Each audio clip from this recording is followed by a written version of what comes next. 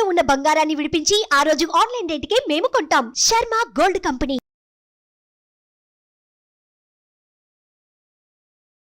నమస్కారం, నేను మీ జాహ్నవి. వారాహి నవరాత్రులు ప్రత్యేక కార్యక్రమంలో భాగంగా ఏ రోజు అమ్మవారిని ఏ విధంగా పూజించాలి డీటెయిల్గా మనకి ఎక్స్ప్లెయిన్ చేస్తూ ఉన్నారు కదా మన ప్రముఖ జ్యోతిష్య వాస్తు పండితులు, జ్యోతిష్య వాస్తు శిక్షణ నిపుణులు, లలిత ఉపాసకులు బ్రహ్మశ్రీ నానాజీ పట్నాయక్ గురువు గారు. మరి 5వ రోజు అమ్మవారిని ఏ విధంగా పూజించాలనేది పూర్తి వివరాలు గురువుగారు మాటలు అడిగి తెలుసుకుందాం. నమస్కారం గురువుగారు. శ్రీమాత్రే నమః. అయితే గురువుగారు 5వ రోజు బుధవారం వచ్చింది. మరి బుధవారం నాడు ఆ రోజు యొక్క విశిష్టత ఏమిటి? అమ్మవారిని ఏ విధంగా పూజించాలంటే ఎప్పుడైనా గుర్తుపెట్టుకోండి అమ్మా, అమ్మవారు బుధవారం నాడు ఎవరైనా పూజ చేస్తే, ముఖ్యంగా నారాయణుల యొక్క పూజ, ముఖ్యంగా బుధవారం వచ్చినప్పుడు ఏంటంటే ఈ మనకి అమ్మవారు వరాహి అమ్మవారి పూజ చేసే ముందు ఖచ్చితంగా మనం వరాహ స్వామిని కూడా తలుచుకోవాలి, మనసులో తలుచుకొని పూజ ప్రారంభించాలి. అయితే బుధవారం ఎప్పుడు కూడా విష్ణు శక్తి పెరుగుతుంది మనం పూజ చేసాం అంటే, బుద్ధిశక్తి. కొంతమందికి చూడండి వ్యాపారాల్లో నష్టం వస్తుంది, లేకపోతే చిన్నపిల్లలు అయితే ఎడ్యుకేషన్లో రాణించలేకపోతున్నారు, చదువులో రాణించలేకపోతున్నారు, వ్యాపారంలో రాణించకపోతున్నారు, బంధువర్గంలో ఎప్పుడు ఏదో ఒక గొడవలు ఉన్నాయి అనుకోండి. అప్పుడు ఈ బుధవారంలో చేసేటువంటి పూజా విధానం ద్వారా ఆ యొక్క ఇబ్బందుల నుంచి బయటపడతారు. అయితే బిల్వదళాలతో, బుధవారం కూడా బిల్వదళాలతో గరికతో కూడా చేస్తారు. గణపతికి ప్రత్యేకంగా గరికతో పూజ చేస్తారు. ఎందుకంటే మకా నక్షత్రం వచ్చింది. ఎప్పుడైనా మకా నక్షత్రం అంటే మకా నక్షత్రం కానీ, అశ్విని నక్షత్రం కానీ, మూలా నక్షత్రం కానీ వచ్చినప్పుడు కేతువు యొక్క నక్షత్రాల్లో ఇటువంటి పర్వదినాలు, ఇప్పుడు మనకి 9 రోజులు గుప్త నవరాత్రులు అనుకుంటున్నాం. ఈ గుప్త నవరాత్రుల సందర్భంగా ఎప్పుడైనా సరే ఇలా అశ్విని మకా మూలా నక్షత్రాల్లో కనుక బుధవారం వస్తే ఆ రోజు ప్రత్యేకంగా గణపతి ఆరాధన బ్రహ్మాండంగా పనిచేస్తుంది.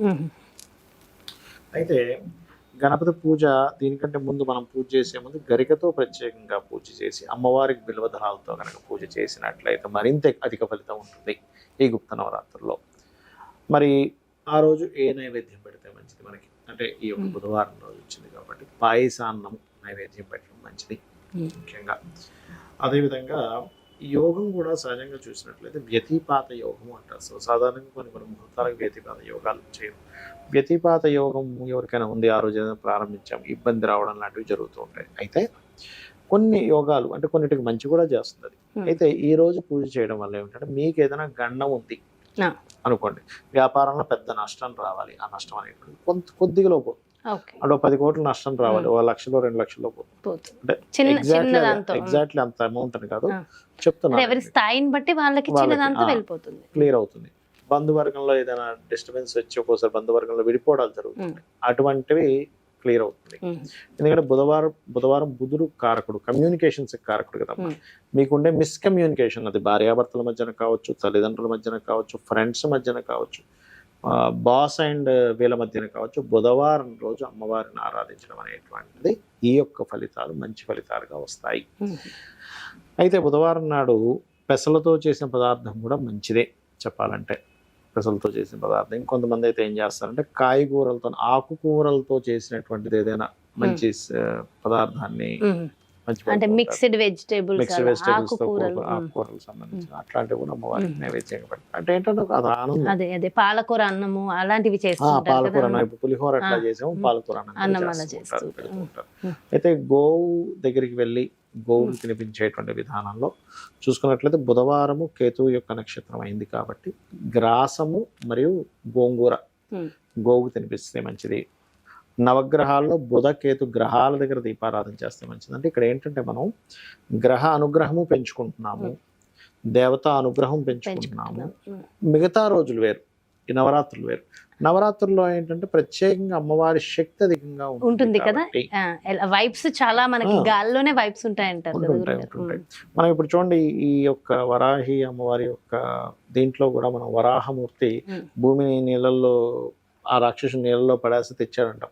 ఇదేంటి, భూమి మీద వాటర్ మళ్ళీ నీళ్ళలో పడ్డం ఏంటి అనిపిస్తుంది. కానీ రీసెంట్గా ఒక రీసెర్చ్ చేస్తారు, 2 టీమ్స్, నాసా టీమ్స్ 2 రీసెర్చ్ చేస్తే 12 బిలియన్ లైట్ ఇయర్స్ అవతల 140 ట్రిలియన్స్ అంత వాటర్ ఉందంట. అంటే మన భూమి మీద కంటే 140 ట్రిలియన్స్ ఎక్కువ వాటర్ అక్కడ ఉందని చెప్పి కనిపెట్టారు. 12 బిలియన్ లైట్ ఇయర్స్ అవతల ఈ రీసెంట్గా తెలిసినట్టు. అప్పుడు మనం వరాహస్వామి యొక్క వృత్తాంతాన్ని తలుచుకుంటే నిజమే కదా, ఆ వాటర్లోకి భూమి వెళ్ళే ఛాన్స్ ఉంది కదా. ఎందుకంటే భూమి కంటే 140 lanes ఆఫ్ వాటర్ ఉంది అక్కడ. ఓకే, అంటే ఇప్పుడిప్పుడు పురాణాలకు సంబంధించిన బయటపడుతూ ఉంది. అప్పుడు ఎప్పుడో మనకి పురాణాల్లో చెప్పబడింది, బట్ వాళ్ళు ఇప్పుడు ప్రూవ్ చేస్తున్నారు, బయటపడుతూ ఉన్నాయి. అట్లా ఏంటంటే బుద్ధి శక్తిని ఇచ్చేటువంటి ఇది ఎక్కువగా ఉంటుంది ఈరోజు చేసేటువంటి పూజా విధానం ద్వారా. అందులో బుధవారం అయినందుకు విష్ణు సహస్రనామాలు కూడా ఎప్పటికప్పుడు అనుకుంటుంటే మంత్రం కూడా ఏంటంటే ఓం వారాహిదేవి అయి నమః, ఓం వరాహ స్వామి అయి నమః, ఓం వారాహిదేవి అయి నమః, రెండు కలిపి చేసుకుంటే కూడా మంచిది. అయితే బీజాక్షరాలతో గురోపదేశం ఉండి గురువు దగ్గర తీసుకుంటే మాత్రం బీజాక్షరాలతో చేయొచ్చు, లేకపోతే మామూలుగా ఓం వారాహిదేవి అమ్మ వారాహిదేవి నీకు నమస్కారం, ఎందుకంటే ఉంటుంది అంతే కదా. అయితే ఒకసారి మరి పూజా విధి విధానం కూడా తప్పకుండా. ఇక్కడ ఏంటంటే మనకి ఏ మంత్రము తంత్రము చేయడం రాదు అనుకున్నప్పుడు కూడా సింపుల్ గా చేసే విధానం చెప్తాను. మొట్టమొదటిగా ఒక చిన్న పసుపు గణపతిని చేసుకొని కూడా చేయొచ్చు. ఒక చిన్న ముద్దలాగా, అంటే అది గణపతి అని మనం ఫీల్ అయితే చాలు. గణపతి షేపు, ముఖం రాలేదు, దానికి చెవులు ముక్కు అన్ని ఉండాలని రూల్ ఏమి లేదు. ఇది మొట్టమొదటిగా మీరు అర్థం చేసుకోండి. గణపతి పూజ చేయాలి ఇప్పుడు కూడా. ఇప్పుడు సహజంగా అయితే శుక్లాంబరధరం విష్ణు అనేటువంటి చదువుతాం, లేదా గణానాం త్వా గణపతి కుంభమామసే అని చదువుతాం. మీకు గణపతి మంత్రం కూడా రాదు. ఓం మహాగణాధిపతయ నమః అనుకుంటే ఒక 11 సార్లు ఇక్కడ ఏం సరిపోతుంది. ఓం మహాగణాధిపతయ నమః, ఓం మహాగణాధిపతయ నమః, ఓం మహాగణాధిపతయ నమః. మనసుని పెట్టి మనసుతో చేయాలి. సో గణపతి పూజ అయిపోయింది. ఇప్పుడు దాని తర్వాత దీపపు కుందికి దీపం వెలిగించి దీపానికి కుంకుమ అద్దండి, దీపం వెలిగించండి.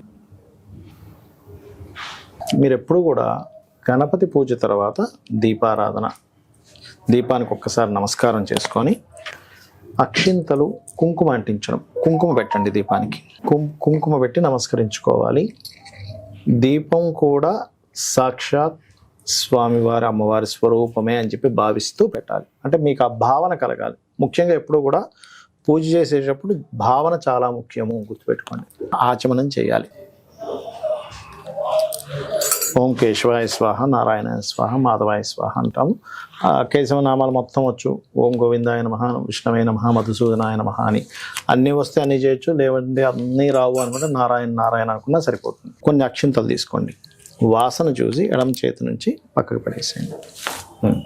అలాగే వాసన చూసి అక్షింతలు వేసిన తర్వాత ప్రాణాయామం చేయాలి. ఇలా ముందు ఎడమ ముక్కు నుంచి తీసుకొని, కొంతమంది కుడి ముక్కు నుంచి కూడా తీసుకుంటారు, బ్లాక్ చేసి మళ్ళీ వదనం ప్రాణాయామం చేయాలి. ఎందుకు ప్రాణాయామం చేస్తామంటే మనకి నెగిటివ్ ఎనర్జీ అనేటువంటిది ఇంకా ఏదైనా లోపల ఉన్నా కూడా మనం పూజ చేస్తున్నప్పుడు ఎక్కడ ఏ ఆటంకం కలగకుండా ఉండడానికి. అలాగే ఇది అయిన తర్వాత సంకల్పం చెప్పుకోవాలి. సంకల్పం అంటే అందరికి మంత్రోత్సంగా రాదు. అమ్మా నేను నీకు పూజ చేస్తున్నాను, నాకు ఇప్పుడు ఉన్నటువంటి ఇబ్బంది ఇది ఉంది, మీ గోత్రము నామము చెప్పుకొని. ఇప్పుడు మీకు గోత్రం నామం తెలిసిన వాళ్ళు ఉంటారు, గోత్ర నామం తెలియని వాళ్ళు కూడా ఉంటారు. కొంతమంది గోత్రం తెలుసు, నామం తెలుసు, నక్షత్రం తెలుసు అనుకోండి. అవి చెప్పుకొని అమ్మ నేను నీకు భక్తి శ్రద్ధలతో నేను నీకు ఈ 9 రోజులు పూజ చేస్తాను, నా మనసు పెట్టి నా శక్తి కొలది నీకు పూజ చేస్తాను, నాకు పలానా సమస్యలు ఉన్నాయి, అప్పులుంటే అప్పులు బాధలు, అనారోగ్యం ఉంటే అనారోగ్యం, ఏముందో చెప్పుకోండి అమ్మవారు. చెప్పుకొని అక్షింతలు అక్కడ వేయండి. దీని తర్వాత గంటానాథం తీసుకోండి.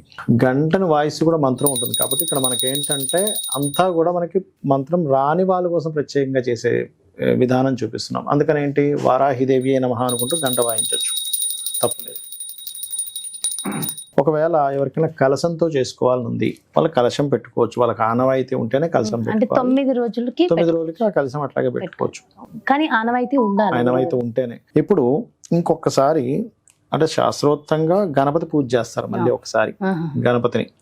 అలా లేదు, ఒక్కసారి మళ్ళీ మహాగణాధిపతి నమః అనుకుని అక్షింతలు వేసుకోవచ్చు. ఆ గణపతి దగ్గర వేసినటువంటి అక్షింతలను తీసి తల మీద చల్లుకోండి. అంటే మీకు గణపతి పూజ ఎందుకు చేస్తామంటే ఈ పూజలో ఎక్కడా కూడా మనకి ఆటంకం కలగకుండా స్వామివారిని చూడమని చెప్పి మనసులో అనుకోవాలి. అంటే ప్రాణ ప్రతిష్ఠ అంటారు. వరాహి తల్లి నాకు ఆ మంత్రాలు తంత్రాలు ఏమి తెలియవు కాబట్టి నువ్వు ఇక్కడికి వచ్చి ఉంటున్నావు, నువ్వు ఉంటున్నావు అని భావిస్తున్నాను అని మనస్ఫూర్తిగా అనుకొని వేయండి. అంటే ఏమిటంటే మీ భావన ముఖ్యం ఇక్కడ. అదేవిధంగా మరొక విషయం ఏంటంటే ఆవాహనం. అంటే ఇప్పుడు చూడండి, మన ఇంటికి ఒక అతిథి వస్తాడు, రాండి రాండి అని చెప్పి పిలుస్తాం కదా. అలాగే అమ్మవారిని పిలిచినట్టుగా ఒక ఆవాహనం పిలిచిన ఒక కుర్చీ వేస్తాం కదా, అలా అక్షింతలు చల్లాలి. ఆవాహనం స్వామి అమ్మ నేను నీకు ఆవాహనం పలుకుతున్నాను. ఆసనం అంటే ఒక సీట్ వేస్తాం, లోపలికి పిలిచాము. ఇప్పుడు అమ్మ లోపలికి రా అమ్మ, మా ఇంట్లోకి వచ్చావు తల్లి, నీకు నమస్కారం, మా ఇంట్లోకి వచ్చింది నీకు నమస్కారం, ఇక్కడ కూర్చో తల్లి అని అనుకొని అక్షింతలు వేస్తున్నాం మళ్ళీ. దాని తర్వాత పాఠ్యం సమర్పయామి అంటారు మనకు పూజలో. అంటే ఏమిటి, అమ్మవారికి కూడా ఏంటంటే కాళ్ళు కడుగుతున్నాం అనే భావంతో నీట్గా ఉంది ఈ నీరు. అది ఆచమనం చేసిన వాటర్ కాకుండా సపరేట్ వాటర్ తీసుకోవాలి. ఇప్పుడు అందుకే 2 కలశాలు పెట్టమన్నారు. అంటే ఏంటి, ఇలా చూపించి పక్కన ఇంకో గిన్నెలో వేస్తారు, ఇలా చూపించి ఆ గిన్నెలో వేసేసేయండి. అంటే కాళ్ళు కడిగినట్టుగా అనమాట. కాళ్ళు కడుగుతున్నాను తల్లి, నీ యొక్క పాదాలు కడుగుతున్నాను. అదేవిధంగా స్నానం కూడా చేయించినట్టుగా, స్నానం చేయించినట్టుగా. దాని తర్వాత మనం ఏం చేస్తాం, ఆ వస్త్రం ఇస్తున్నాం అమ్మవారికి. అంటే మన ఇంటికి వచ్చిన అమ్మవారికి ఇవన్నీ చేస్తున్నాం, ఒక గెస్ట్ లాగా వచ్చిందని ఫీల్ అయ్యి. యజ్ఞోపవీతము అంటారు. అంటే యజ్ఞోపవీతాన్ని కూడా ఇస్తారు అమ్మవారికి. యజ్ఞోపవీతం అని దూదితో ఇస్తాం, మళ్ళీ దూదిని ఇవ్వడమే. ఇప్పుడు ఏం చేయాలంటే నెక్స్ట్ గంధము తీసుకోండి. ఎందుకంటే అమ్మవారికి ప్రత్యేకంగా గంధంతో చేయాలి పూజ. వారాహి అమ్మవారి అష్టోత్తరాలతో, లేదంటే ఓం వారాహిదేవి అయి నమః, ఓం వారాహిదేవి అయి నమః. గంధం పూజ అయిపోయింది. దాని తర్వాత పుష్పం తీసుకోవాలి. పుష్పాలు తీసుకొని అష్టోత్తరం వస్తే పుష్పాలు, లేదా ఓం వారాహిదేవి అయి నమః అనుకుంటే పుష్పాలతో పూజ చేయాలి. వారాహి స్తుతి లేదా అష్టోత్తరాలు చేసుకునే వాళ్ళు అష్టోత్తరం చేసుకోవచ్చు. వస్తే కనుక, లేదంటే ఓం వారాహిదేవి అయి నమః అనుకుంటూ చేసుకోవచ్చు. దాని తర్వాత ధూపం చాలా ప్రీతి అమ్మవారికి, ధూపాన్ని చూపించండి. దాని తర్వాత దీపాన్ని చూపించండి. దీపాన్ని ఒకసారి ఇలా చూపించండి, అమ్మా నీకు దీపాన్ని చూపిస్తున్నాను అనేటువంటి భావన ముఖ్యమండి. ఇక్కడ ఎప్పుడైనా సరే దీపాన్ని చూపించండి. అదేవిధంగా నైవేద్యం ఎప్పుడు కూడా అరటిపళ్ళు ఇలా ఉంటాయి కదా, ఈ అరటిపండు ఒలవాలి ఎప్పుడు కూడా. మనం చాలా మంది ఏం చేస్తారు, అలా పెట్టేస్తారు. అలా ఒలిచి దీనికి నీరుని ఇలా చూపించి, మీరు ఇలా చూపించవచ్చు, అమ్మ నీకు ఇస్తున్నాను. తాంబూలం ఒక ఆకు ఒక్క తీసుకొని తాంబూలాన్ని పెట్టాలి. మీరు తాంబూల సమర్పయామి అనుకోవచ్చు. తాంబూల సమర్పయామి అని మనస్ఫూర్తిగా తాంబూలం ఇచ్చిన తర్వాత మీరు కర్పూరం హారతి ఇవ్వండి. ఎప్పుడు కూడా ఆ వాటర్ ఇవ్వండి. అది ఎప్పుడు కూడా ఇలాగా తిప్పాలన్నమాట. దీనికి ఇలా ఓకే వేసి చూపించాలి. దాని తర్వాత మంత్రపుష్పం చదువుతారు. అండ్ అక్షింతలు అంటే పుష్పాలు, కొన్ని అక్షింతలు తీసుకొని ఆత్మ ప్రదక్షిణం చేసుకున్నట్టుగా చేసుకొని అమ్మవారి దగ్గర వదిలేసేయడమే. క్షమాపణ, అమ్మ నా వల్ల ఏదైనా తప్పు జరిగితే క్షమించు అని చెప్పి అనుకుంటే సరిపోతుంది. పూజలో నాకు ఏదైనా తెలియకో ఏదైనా తప్పు జరిగింది క్షమించు.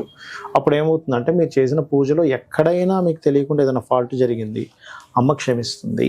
ఇది పూజా విధానం. సో చూసారు కదండి, మరి ఇది వారాహి నవరాత్రుల్లో 5వ రోజు బుధవారం నాడు మనం అందరం కూడా ఆచరించవలసిన విధి విధానం ఏమిటి, కలిగే ఫలితం చాలా చక్కగా వివరించారు కదా గురువుగారు. మరో ప్రత్యేకమైన కార్యక్రమంతో మళ్ళీ మీ ముందుకు వచ్చేస్తాను. నమస్కారం. సుమన్ టీవీలో మీ పర్సనల్ అండ్ బిజినెస్ ప్రమోషన్స్ కోసం కింది నెంబర్కి కాంటాక్ట్ చేయండి.